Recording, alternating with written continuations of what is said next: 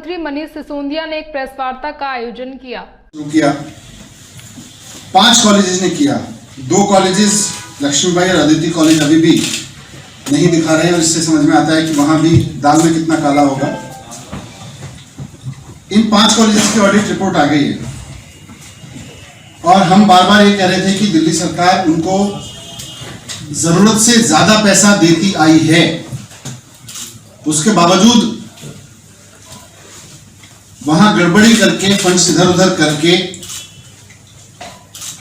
वहां के स्टाफ की सैलरी रोकी गई है ताकि दिल्ली सरकार के ऊपर आरोप लगाया जा सके कि दिल्ली सरकार से पैसा नहीं मिल रहा है। ऑडिट रिपोर्ट में ये बात साफ साफ हो गई है। ऑडिट रिपोर्ट में 2 प्रमुख चीजें सामने आई हैं। सबसे पहली तो ये कि इन कॉलेजेस में बहुत मनमाने तरीके से अनऑथराइज पेमेंट्स किया जा रहा था। टीचिंग और नॉन टीचिंग स्टाफ की सैलरी के नाम पर मनमाने तरीके से पोस्ट क्रिएट कर ली गई। सरकार से इन पोस्ट की कोई अप्रूवल नहीं ली गई, जबकि जो ग्रांट देने का, इन कॉलेजेस को ग्रांट देने का रूल है वो साफ साफ कहता है, उसमें पैटर्न ऑफ असिस्टेंस जिसे कहते हैं रूल, उसमें साफ साफ लिखा है कि the provision of budget for grants need to be made on net deficit basis, that is total revenue from all resources minus total expenses. यानी इन कॉलेजेस के पास में सभी तरह के रिसोर्सेज से जितना पैसा आएगा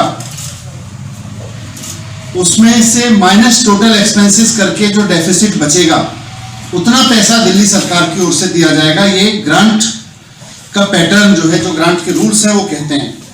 और ये अब से नहीं, 97 का भी रूल मैंने देखा, उसमें भी साफ साफ लिखा हुआ है annual maintenance grant shall continue to be verified on the basis of net deficit formula. यानी कि कॉलेज को अलग अलग सोर्सेज से जितना पैसा मिल रहा है और उसके जितने खर्चे हैं उसमें जो कमी है दिल्ली सरकार की ओर से वो दिया जाएगा। लेकिन 100% ग्रांट के नाम पे ये कॉलेजेस अलग अलग सोर्सेज से पैसा लेके अपने अकाउंट में जमा कराते हैं और दिल्ली सरकार से 100% खर्चे मांगते हैं, जो कि रूल्स के हिसाब से एकदम रूल्स का खुला वायलेशन है।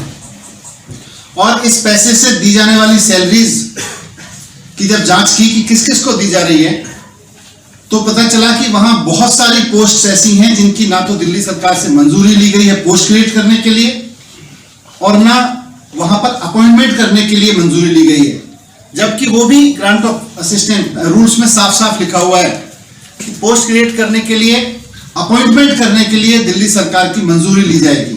क्योंकि आखिरकार दिल्ली सरकार पैसा दे रही है। जिस संस्था से आप पैसा ले रहे हो आप अपने हिसाब से खर्चे नहीं बढ़ा सकते, उससे पूछना पड़ेगा आपको कि भाई हम नया खर्चा बढ़ा रहे हैं, हम 4 पोस्ट नई क्रिएट कर रहे हैं, 4 आदमी नए रखेंगे, उनकी तनख्वाह इतनी है, आप दे पाओगे कि नहीं दे पाओगे। बिना पूछे पोस्ट बढ़ा दी गई, बिना पूछे उन पे पेमेंट कर दिए गए, अपॉइंटमेंट कर दिए गए। और जब ऑडिटर्स ने पूछा कि भाई इन लोगों के अटेंडेंस रजिस्टर दिखाइए तो सबसे हैरानी की बात है कि वहां अटेंडेंस रजिस्टर तक नहीं है। यानी कि जिन लोगों को तनख्वाह दी जा रही है वो एक्चुअल में आते भी है कि नहीं आते, वो एम्प्लॉय एग्जिस्ट करते भी कि नहीं करते। बहुत सारे एम्प्लॉयज ऐसा शक होता है कि घोस्ट एम्प्लॉयज हैं जिनकी तनख्वाह दिल्ली सरकार से क्लेम की जा रही है। ऑडिटर्स को उन्होंने खूब छानबीन की, उनको कोई अटेंडेंस का रिकॉर्ड नहीं दिया गया, नहीं दिखाया गया, नहीं तो ये सारी चीजें पकड़ में आ जाती। ऑडिटर्स ने यह भी देखा कि सिर्फ टीचिंग और नॉन टीचिंग स्टाफ की इस तरह की फर्जी सैलरियों के नाम पे ही नहीं, बल्कि और भी तरह तरह के खर्चे, लैपटॉप खरीदे, कंप्यूटर्स खरीदे, इक्विपमेंट्स खरीद लिए, गाड़ियां हायर की।